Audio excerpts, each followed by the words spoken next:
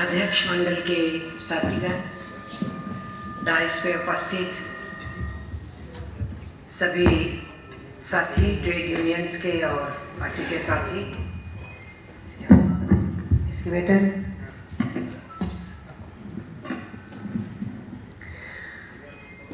और सभागार में उपस्थित हमारे डेलीगेट साथियों और हमारे अतिथिगण साथियों, इस 15वें राजस्थान स्टेट के हमारे AITUC के इस सम्मेलन में जो प्रतिवेदन महासचिव ने पेश करना है, अभी आपने पेश करना है, तो उस प्रतिवेदन को मैंने बहुत अच्छे से पढ़ लिया है।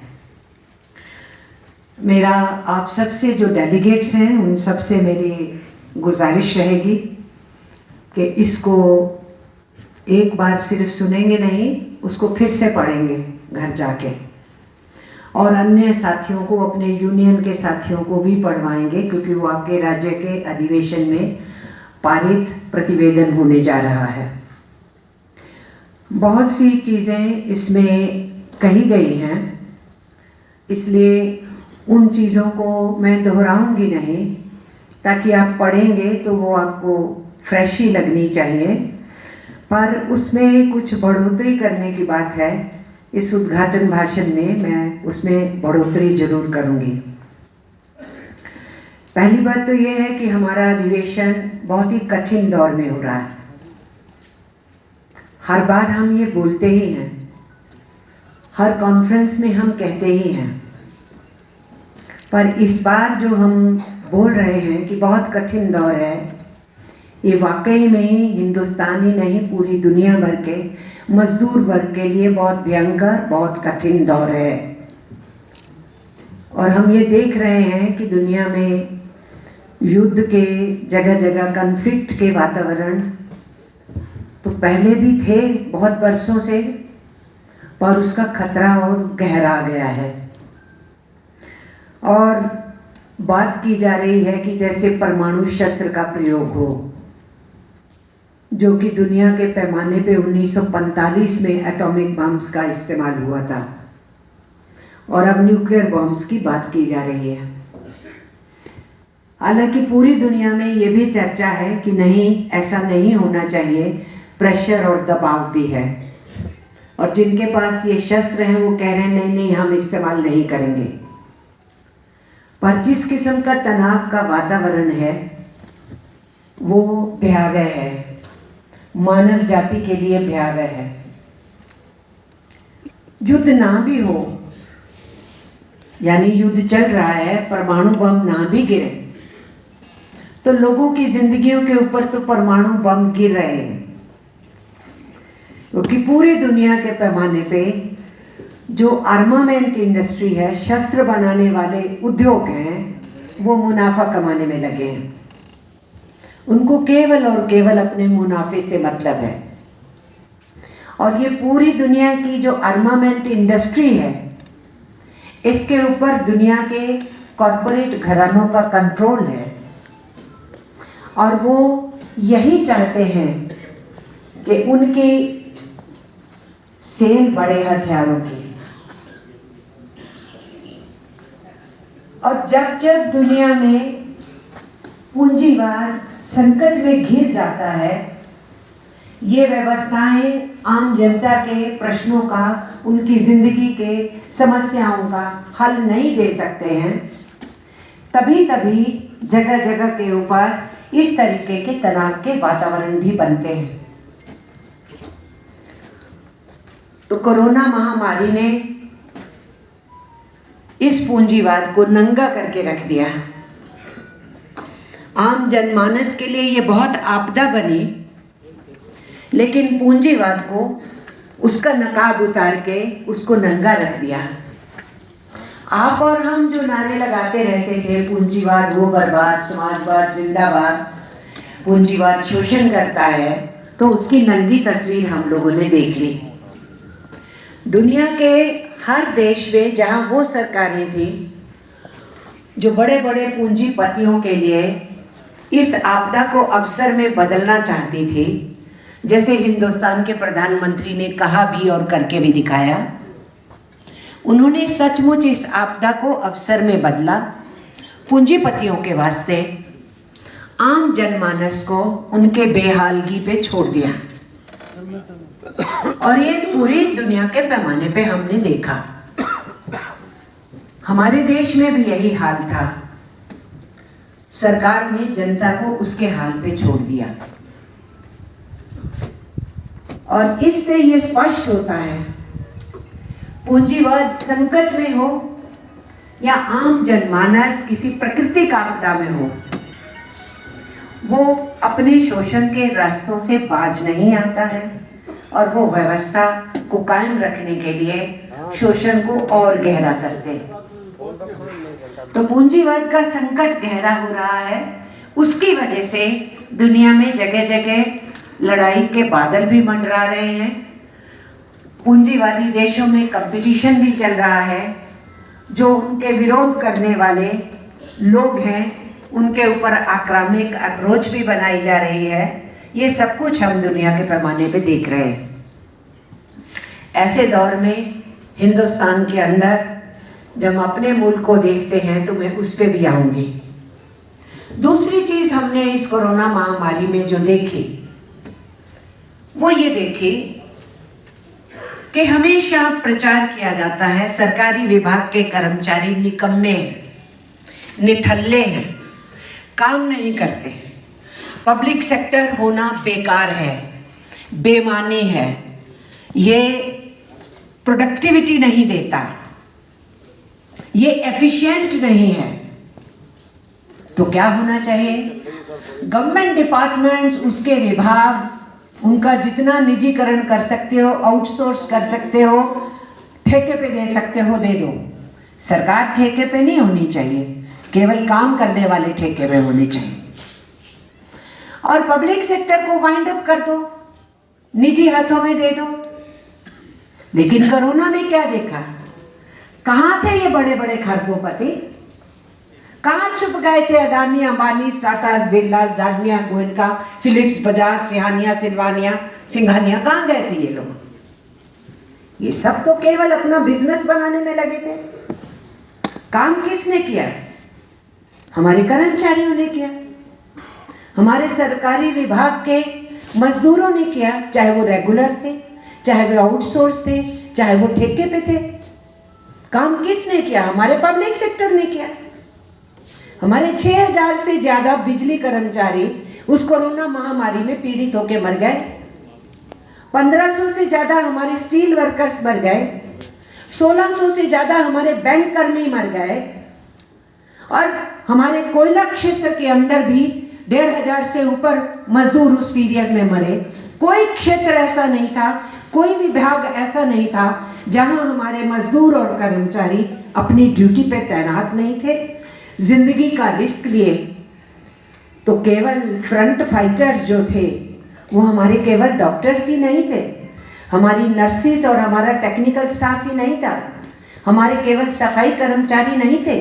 वो सभी हमारे सरकारी विभागों के और पब्लिक सेक्टर के जो मुलाजिम थे, कर्मचारी थे, मजदूर थे, वो सब फ्रंट रैंक फाइटर थे। क्या हमारी आंगनवाड़ी वर्कर्स मैदान में नहीं थी या आशा वर्कर्स मैदान में नहीं थी? अब तो WHO को भी कहना पड़ा, जिनको उन्होंने ऑनर किया कोरोना महामारी में बहुत काम करने का, उसमें आशा वर्कर्स को, हिंदुस्तान की आशा वर्कर्स को खास करके WHO ने ऑनर किया। और हमारी आशा वर्कर्स की फेडरेशन की नेता है उड़ीसा की मुर्मू मुसी, उसको ऑनर किया गया फोर्ब्स के द्वारा। इंटरनेशनली उसकी साइकिलिंग करते हुए, उस कोरोना महामारी में घर घर जाते हुए, गांव गांव जाते हुए, उसकी तस्वीरों को दुनिया के पैमाने पे छाया किया गया।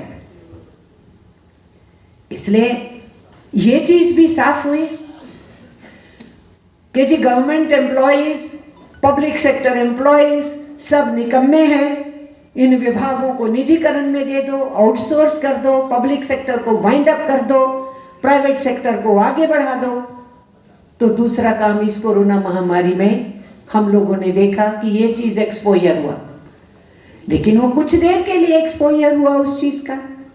उसके बाद फिर से वही राग अलापा जा रहा है समाज के अंदर और देश की सरकार के द्वारा भी कि ये सब कुछ वाइंड अप होना चाहिए। तो हम ये देख रहे हैं कि जिस बैकग्राउंड में हम ये कॉन्फ्रेंस कर रहे हैं, उस बैकग्राउंड में जहाँ पूरी दुनिया भर में पूंजीवाद आक्रमणकारी हो गया है, वहीं उसके साथ साथ दुनिया भर के अंदर ट्रेड यूनियन आंदोलन भी मुस्तैदी से लड़ाई के मैदान में है। आप ये देखिए, लंबी लंबी हड़तालें चल रही हैं, वो ब्रिटानिया हो या कि यूरोप के देश हो, वो फ्रांस हो या दूसरे यूरोप के मुल्क हो, इवन अमेरिका में, कनाडा में, ऑस्ट्रेलिया में, कोई ऐसा देश नहीं है जहां मजदूरों के संगठन मैदान में नहीं उतरे हुए। क्योंकि जैसे हमारे देश में हमारे पब्लिक सेक्टर पे हमला है, गवर्नमेंट सेक्टर्स पे हमला है, उसी तरीके से उन देशों के अंदर भी हो रहा है। उसी के साथ साथ हमने ये भी देखा कि जो जनता पक्ष की सरकारें थी, जो आम आवाम के हित में काम करने वाली सरकारें थी, उन्होंने अपने देश के अंदर आगे मैदान में उतर करके अपने लोगों की रक्षा की, उनको सुविधाएं दी, उनका ख्याल रखा। और क्यूबा जैसा देश, जब से वहां क्रांति हुई है, अमेरिका ने आर्थिक नाकेबंदी कर रखी है, लेकिन उस क्रांतिकारी मुल्क के क्रांतिकारी लोगों ने, वहां की समाजवादी सरकार ने फिर से एक बार दिखा दिया कि समाजवादी व्यवस्था कितनी मानवीय होती है, मानव मूल्यों को सबसे ऊपर रखती है। और क्यूबा के डॉक्टर्स ने उस कोरोना महामारी में अलग अलग देशों में जाके सेवा की, उनमें से कुछ उसके शिकार भी हुए, लेकिन उन्होंने ये किया। आर्थिक तौर पे इतना उनके ऊपर हमला है तो उन्होंने वैक्सीन क्रिएट की, तो उन्होंने बहुत सारे इक्विपमेंट्स, बहुत सारी चीजें जो मेडिकल फैसिलिटी की जरूरत में थी, दूसरे देशों को उन्होंने भेजी। और आज पूरी दुनिया में आवाज उठ रही है कि क्यूबा को गोल्ड मेडल क्यों ना दिया जाए, वहां के डॉक्टर्स को नोबेल पुरस्कार क्यों नहीं दिया जाए। ये आवाज लोगों से उठी है पूरी दुनिया के पैमाने पे। इसलिए मानवीय पहलू उन सरकारों ने दिखाया, वियतनाम की हुकूमत ने दिखाया, इवन चाइना में जहां से शुरू हुआ ये कोरोना और दुनिया में केस पहुंचने शुरू हुए, ये तो बहस है कि चाइना में कहां से आया, लेबोरेटरी में आया या कहीं और से आया, वो तो बाद में पता लगेगा ही, मानव समाज को मालूम होगा कि कहां से आया। लेकिन चाइना की गवर्नमेंट ने भी अपने लोगों के लिए कुछ तो हितकारी काम किए। तो ये बड़े पैमाने पे देखने में समझ में आया कि जनता के विरुद्ध कॉरपोरेट घरानों के समर्थन की सरकारों ने आम जनमानस को सड़कों पे छोड़ दिया।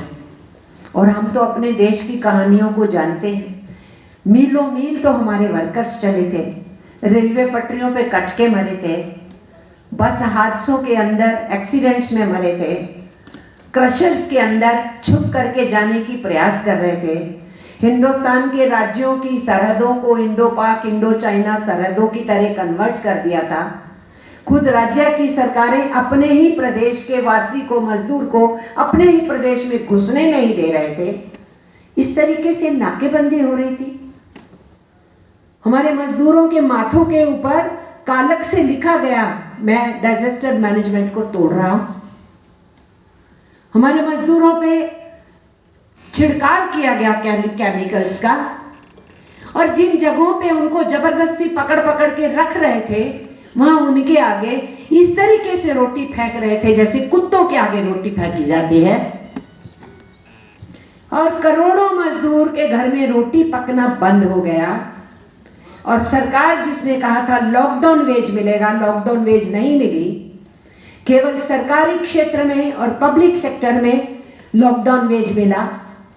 और इन जगहों पे भी ठेका मजदूरों के लिए जहां यूनियंस ने लड़ा, उनके सेक्टर्स में ठेका मजदूर को भी लॉकडाउन वेज मिला। लेकिन बेइंतहा मजदूर तो इन विभागों में नहीं है। 94-95% मजदूर को तो लॉकडाउन वेज नहीं मिला। उनको सरकार ने कहा था कि तुम्हें किरायों से नहीं उठाएंगे, तुम बैठे रहो, कोरोना महामारी का लॉकडाउन खत्म होगा तो यही काम करना। पर किराया तो मांगा मालिकों ने और घरों से निकाल दिया और वो मजबूर होकर के अपने गांवों की तरफ चल दिए। तो हम जानते नहीं कि हमारी मजदूर महिलाओं ने सड़कों के किनारों पे अपने बच्चों को जन्म दिया। क्या हम भूल जाएंगे उन तस्वीरों को कि अटैची के ऊपर बच्चे को लाद करके एक बच्चा एक उंगली में एक अटैची खींच रही है, एक गोदी में बच्चा है। क्या हम भूल जाएंगे कि 15 साल की ज्योति अपने बाप को साइकिल पे बिठा के 1500 किलोमीटर की साइकिल चला के उसको बिहार लेके गई। कैसे भूलेंगे छोटे छोटे बच्चे चौपहिया के अंदर उस साइकिल को चला रहे ठेले को और उनके बूढ़े माँ बाप उसमें बैठे हुए। ये हम भूल नहीं सकते। सरकार चाहेगी कि हम सब कुछ भूल जाए। सरकार बोल रही है कि कोरोना महामारी में उन्होंने बहुत नेकी का काम किया, लेकिन इस सरकार का हालत देखिए। सुप्रीम कोर्ट के अंदर कुछ मालिक लोग चले गए, हम लॉकडाउन वेज नहीं देना चाहते हैं, तो होम मिनिस्टर ने अपना ऑर्डर ही वापस ले लिया कि जो करना है करो। तो ये तो हालत है सरकार की। और उस पर्टिकुलर पीरियड में जो सो कॉल्ड पैकेज देने के लिए हेल्थ मिनिस्टर, फाइनेंस मिनिस्टर बार बार आ रही थी 5-6 दिन, वो तो पैकेज आम जनमानस के लिए नहीं था। वो पैकेज तो मुख्य तौर पे कॉरपोरेट घरानों की मदद के लिए था। उनका टैक्स रिड्यूस किया गया और जो आम विधवाएं हैं, बुजुर्ग लोग हैं या जो पेंशनर्स हैं, उनकी जो बैंकों में सेविंग्स है उसके इंटरेस्ट से वो अपनी जिंदगी चला रहे हैं, उनके उस इंटरेस्ट को रिड्यूस कर दिया गया। 10 करोड़ के करीब लोग जिनके खाते बैंकों में हैं, जिनकी सेविंग से वो गुजारा कर रहे थे, उनका इंटरेस्ट घटा दिया। और जो चीजें बजट का पार्ट थी उसको अपने पैकेज का हिस्सा गिना दिया। यहाँ कंस्ट्रक्शन वर्कर्स के डेलीगेट्स भी बैठे, उनके साथ ये हुआ। किसानों के नेता यहाँ बैठे हैं, उनकी जो बजट में प्रावधान की किस्तें हैं उसको उस पैकेज में गिनाया जा रहा था। हमारे मिनरल विभाग का जो वेलफेयर फंड है उसमें से जो वितरण किया उसको उस पैकेज का हिस्सा बताया जा रहा था। तो धोखेबाजी भी बहुत की गई, चीटिंग भी बहुत की गई इस देश के लोगों के साथ, और वो धोखा और चीटिंग जारी है। और उसी पर्टिकुलर पीरियड के अंदर हमारे कोड भी लाए गए जबरदस्ती, किसानों के 3 कानून भी लाए गए, लेकिन किसानों ने 13 महीने जद्दोजहद करके उनको वापस करवाया। राजनीतिक मजबूरी थी सरकार की, उन्होंने करा, लेकिन हमारे कोर्ट्स हमारे सिर के ऊपर तलवार की तरह लटक रहे हैं। तो बहुत सी चीज़ों का जिक्र इस रिपोर्ट के अंदर है, बहुत से आंकड़े इस रिपोर्ट के अंदर हैं। ऑक्सफैम रिपोर्ट को इसमें कोट किया गया है, उस सब को मैं रिपीट नहीं कर रही हूँ, पर मैं आपको ये बता रही हूँ कि उस पर्टिकुलर पीरियड में जो भयंकर लूट मचाई गई, उस लूट के चलते हुए जो 102 के करीब खरबपति थे, 142 जो हो चुके हैं हिंदुस्तान में। तो आप ये बताइए कि जब लोगों के घर में खाना नहीं पक पा रहा था, करोड़ों की हालत पतली हो गई, ILO ने कह दिया कि 40 करोड़ हिंदुस्तानी पहले से ज्यादा गरीब हो जाएंगे। यूनिसेफ ने बता दिया कि लगभग 5 करोड़ बच्चे फिर से बाल मजदूरी में चले जाएंगे। तो उस टाइम पे इन करोड़पतियों का, खरबपतियों का धन कैसे बढ़ रहा था, क्यों कर बढ़ रहा था, ये खरबपति कैसे बढ़ रहे थे? क्योंकि एक खरबपति पैदा होने का मतलब है लाखों लोगों के घर में चूल्हा जलना बंद होना, बच्चे के पास से किताब का छिन जाना, बुजुर्गों का इलाज नहीं हो पाना, ये परिस्थिति है। तो खरबपति कैसे बढ़ रहे थे? और तो और आप ये देखिए, जब सेकेंड वेव आई, उस सेकेंड वेव के दौरान प्रधानमंत्री तो कह रहे थे हमने कोरोना महामारी पे जीत हासिल कर ली। प्रधानमंत्री तो माशाअल्लाह है, विज्ञान में यकीन ही नहीं करते हैं। वो पूरी आम जनता को समझा रहे थे कि 18 दिन में महाभारत जीत लिया, 21 दिन में कोरोना पे विजय हासिल कर लेंगे, ये बोल रहे थे वो। और जब कोरोना महामारी की सेकेंड वेव आ रही थी तो प्रधानमंत्री कह रहे थे कि हम तो जीत हासिल कर चुके हैं उसके ऊपर, और उनकी पीठ के पीछे से वो सेकेंड वेव आ रही थी। और सेकेंड वेव के अंदर हमने देखा कि ज़्यादा तबाही मची, क्योंकि स्वास्थ्य व्यवस्था को ठीक करना चाहिए था, वैज्ञानिकों की बात सुननी चाहिए थी, दुनिया के इतिहास पे नज़र रखनी चाहिए थी कि हर 100 साल के बाद ऐसा वायरस आता है पृथ्वी पे जो कई दिन लेकर के जाता है और कई सालों में समाप्त होता है। तो फर्स्ट वर्ल्ड वॉर के टाइम में 104 साल पहले आया था और हिंदुस्तान के 1.5 करोड़ के करीब लोग मर गए थे उसमें, लेकिन अंग्रेजों का राज था, हिंदुस्तानी कीड़े मकोड़ों की तरह मरे, लोगों को पता नहीं लगा, कम्युनिकेशन पुअर था। अब 104 साल के बाद ये वायरस आया, उसकी नई वेरिएंट्स आ रही हैं और प्रधानमंत्री समझ लें कि एक जानवर आया है, उस जानवर के हाथ में कोई शस्त्र है और हम उससे बड़ा शस्त्र ले गए, उसको 18 दिन में नहीं तो 21 दिन में खत्म कर लेंगे। फिर उसके बाद ताली भी बजा देंगे, थाली भी बजा देंगे, बत्ती भी जला देंगे, दिया भी दिखा देंगे, शोर से ही भाग जाएगा कोरोना। अरे जानवर है वो आप अपनी खेती को बचाने के लिए वो शोर मचाते हैं, ठा ठा ठा कि जानवर भाग जाए, तो वो जानवर है कोई? इसलिए ऐसी दकियानूस, गैर वैज्ञानिक, कॉरपोरेट प्रस्त, मजदूर किसान विरोधी, आम जनमानस विरोधी सरकार ने कोरोना महामारी में आम जनता के लिए जीना और दूभर किया। सरकारी अस्पताल काम करते रहे, प्राइवेट अस्पताल पैसा बनाते रहे, और हम और आप जानते हैं किस तरीके से ऑक्सीजन के लिए लोग तड़प रहे थे, दवाइयों के लिए लोग तड़प रहे थे। अस्पताल के बाहर खुद गैस का सिलेंडर लेके ऑक्सीजन का नाक में लगा के बचने की कोशिश कर रहे हैं। बाहर ही एम्बुलेंस में लोग दम तोड़ रहे हैं क्योंकि बिस्तरा नहीं है वेंटिलेटर का। उस कंडीशन में मई 2021 में जब पर डे 1,75,000 मजदूरों की रोजी रोटी पर आवर जा रही थी, एक दिन में प्रति घंटा 1,75,000 मजदूरों की रोजी रोटी जा रही थी।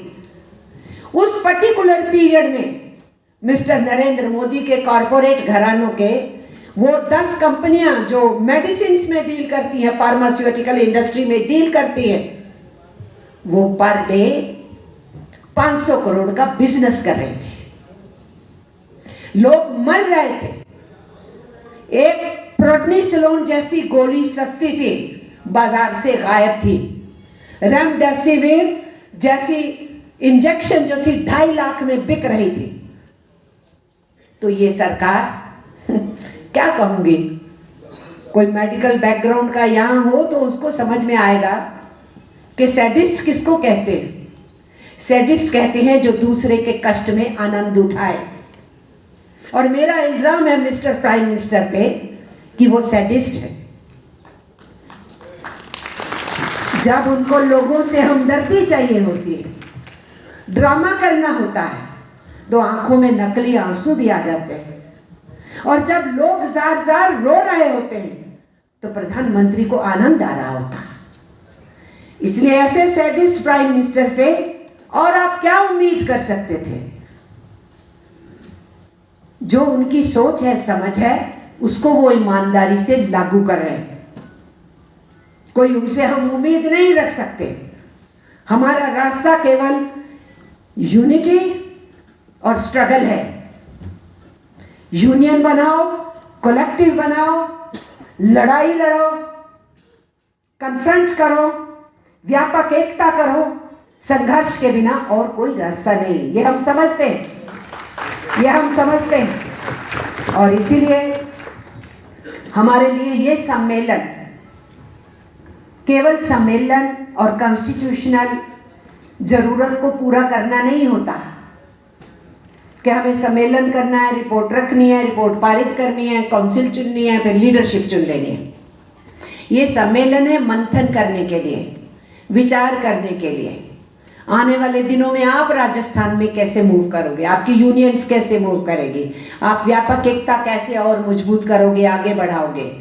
राज्य सरकार से कष्ट है तो इनसे भी टक्कर लोगे, और केंद्र सरकार तो देश को बर्बाद कर रही है, उससे तो टक्कर लेना ही है, कोई दो राय नहीं है। और इसीलिए यदि मैंने ये कहा है कि इनसे और कोई हम उम्मीद नहीं कर सकते थे जो केंद्र में सरकार बैठी है, तो मैं क्यों कह रही हूं ये? मैं ये मानती हूं कि मिस्टर नरेंद्र मोदी ईमानदारी से अपनी पॉलिसीज को इंप्लीमेंट कर रहे हैं, और उनकी पॉलिसी देशद्रोही है। उनकी पॉलिसी मजदूर, किसान, आम जनमानस के विरोध में नहीं, मैं कह रही हूं देश के विरुद्ध है, क्योंकि वो देश को बेचने के लिए निकले हुए हैं। जितना कुछ 70 बरस में बनाया, 70 बरस बोल के उसी पे ही पानी फेर रहे हैं। उनकी नजर किसानों की जमीन पे है, हमारे डिफेंस सेक्टर की ह्यूज लैंड है, ऑर्डिनेंस फैक्ट्रीज के, उस पे नजर है। हमारे जो टेलीकॉम का विभाग है, BSNL, उस पे बहुत जमीन है। हमारी जो इलेक्ट्रिसिटी के डिपार्टमेंट्स है, उसके पास बहुत जमीन है। ये सरकार उस सारी जमीन पे नजर गड़ाए हुए है।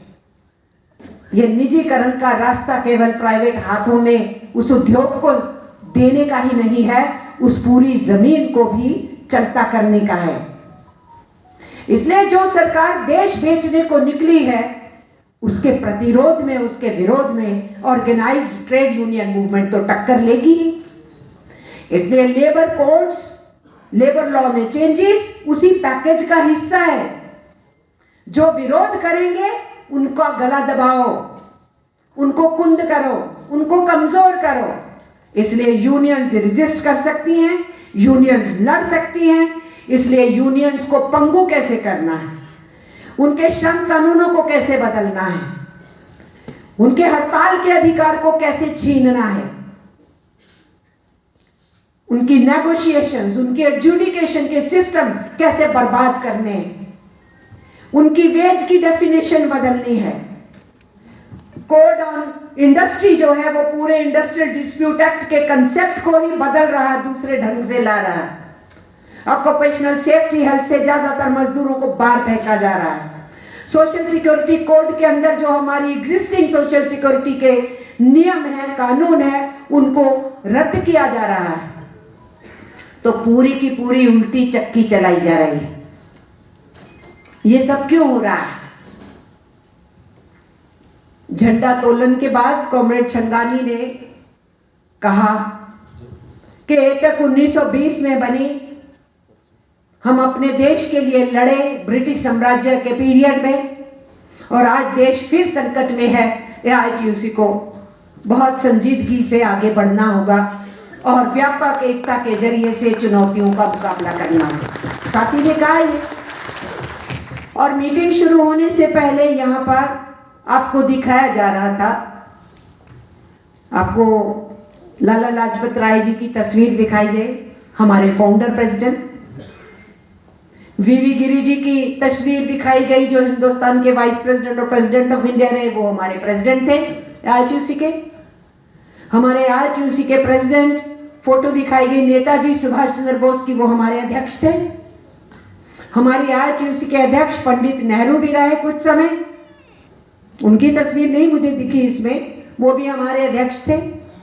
हिंदुस्तान के स्वतंत्रता आंदोलन के शीर्ष नेता अपने को एकक के संघर्षों के साथ जोड़ के इज्जत और मान समझते थे। और AITUC के बनने से पहले इस देश के अंदर यूनियन बनने का सिलसिला 19वीं सदी के आखिर में शुरू हुआ था, और यूनियन बनाते बनाते अलग अलग सेक्टर में जब पूरे देश में यूनियन फैली, तो ये राष्ट्रीय सम्मेलन करके अक्टूबर के महीने में बॉम्बे में ऑल इंडिया का संगठन खड़ा किया गया AITUC। पर जब यूनियन शब्द भी नहीं मालूम था मजदूरों को,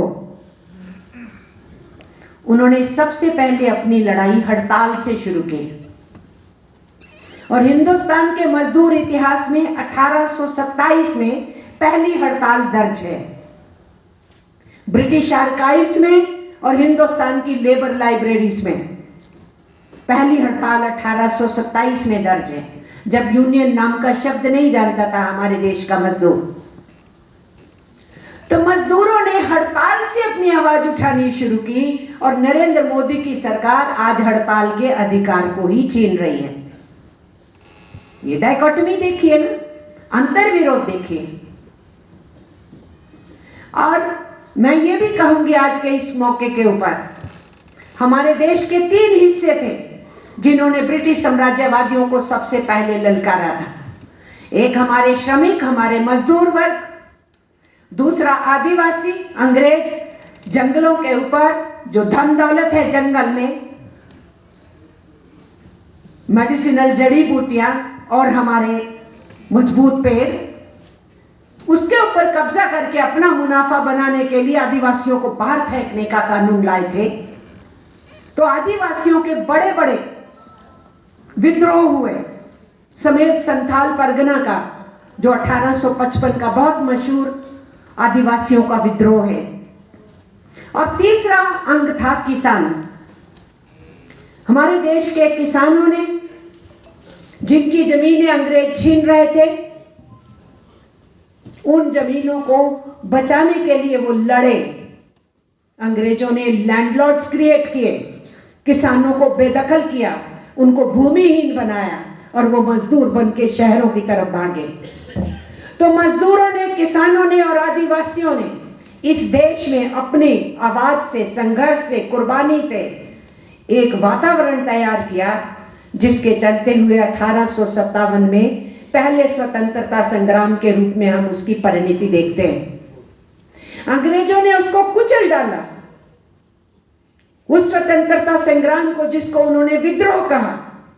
लेकिन उसके 5 साल के भीतर इस देश के मजदूरों ने 1862 से 61-62 से लेके लगातार आने वाले सालों में दर्जनों हड़तालें करके अंग्रेजों के विरोध में अपनी लड़ाई को फिर से उठाया। आज मैं कह सकती हूं, इस देश के मजदूर वर्ग ने, इस देश के आदिवासी और किसानों ने इस देश के अंदर अंग्रेजी साम्राज्य की नींव हिलाने के लिए एक वातावरण तैयार किया। उनका विरोध राजनीतिक तौर से हो, उसका रास्ता दिखाया उन्होंने। और 19वीं शताब्दी का अंत आते आते हमारे देश में रेलवे में, डाकतार विभाग में, जूट में, टेक्सटाइल में, टी प्लांटेशन में, कॉफी प्लांटेशन में, जिस भी सेक्टर में काम हो रहा था, उन सब जगहों पे यूनियन बनाने का, इवन डिफेंस सेक्टर में यूनियन बनाने का सिलसिला शुरू किया। और 20वीं सदी शुरू होते होते हर सेक्टर के अंदर यूनियनों का सिलसिला और तेज हो गया। जब जब देश का आजादी का आंदोलन धीमा पड़ा, मजदूर आंदोलन ने कभी भी उदासीनता नहीं फैलने दी। इस देश के मजदूर आंदोलन ने तब अपने आंदोलनों को तेज किया ताकि आजादी के आंदोलन को भी मजबूती मिलती रहे। इसलिए आज अगर आज उसी के मंच से हम लोग ये बोलते हैं कि ट्रेड यूनियंस को यूनाइटेड तरीके से इस हुकूमत के खिलाफ लड़ना है, संघर्ष करना है, तो अपने उस ऐतिहासिक रोल की वजह से बोल रहे हैं। 1947 तक एकमात्र यही राष्ट्रीय संगठन था AITUC। इसलिए 47 से पहले और एकटक के बनने से पहले मजदूर इतिहास जो है वो सबकी विरासत है। हम नहीं कह रहे कि उसके ऊपर केवल AITUC बात करे, सभी की विरासत है। लेकिन वो हमें ये दमखम देता है ये कहने के लिए कि हम आज की हुकूमत को कह सके कि तुम देशद्रोही हो, तुम देश विरोधी हो, केवल मजदूर किसान विरोधी ही नहीं हो। ये ताकत हमें इतिहास से मिलती है। इसलिए मैं आप सब डेलीगेट साथियों से कहना चाहूंगी, कम मत आको अपने आप को। ये बात समझो कि आप अपनी अपनी यूनियन का झंडा लेके वहां से डेलीगेट बन के आए। आप एक बहुत बड़े इतिहास के उत्तराधिकारी हैं, बहुत बड़े इतिहास के उत्तराधिकारी। और ये भी याद रखिए, देश में पूरी आजादी का प्रस्ताव पास किया गया 1929 में, लेकिन AITUC ने उससे 8 बरस पहले 1921 में जो सेकेंड कॉन्फ्रेंस हुई झरिया में, उसमें यह प्रस्ताव पास किया।